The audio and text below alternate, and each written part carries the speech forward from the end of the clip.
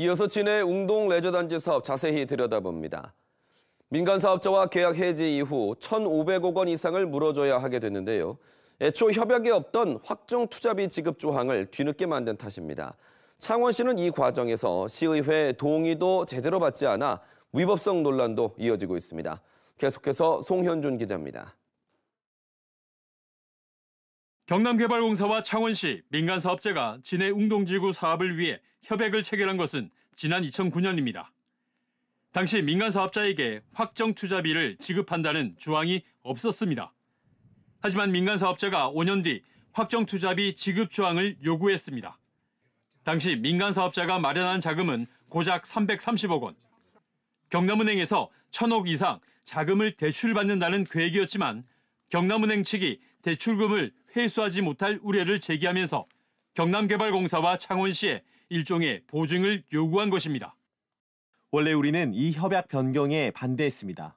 하지만 창원시와 민간 사업자가 강력히 요구했고 당초 협약에도 미흡한 점이 있어서 이렇게 됐습니다.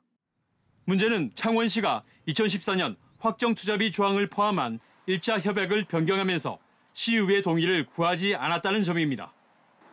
지방재정 부담이 우려되는 상황에서 지방자치법을 스스로 위반한 것입니다.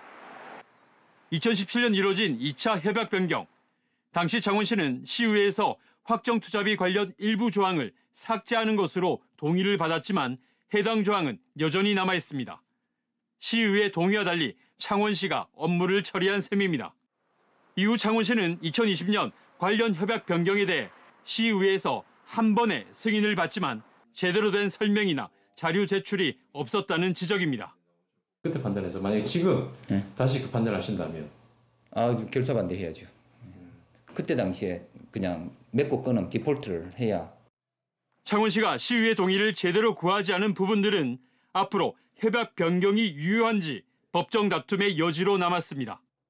그 6년 동안에 의회가 2번 정도 바뀌었을 겁니다. 실은 제대로 된 논의도 아니고 제대로 된 동의도 아니고 지방재정법, 지방자치법의 취지에 맞지 않을 수 있다. KBS는 창원시에 진해 웅동 레저단지 사업의 협약 변경 과정에 해명을 요구했지만 창원시는 감사가 진행 중이라며 취재를 거절했습니다. KBS 뉴스 송현준입니다.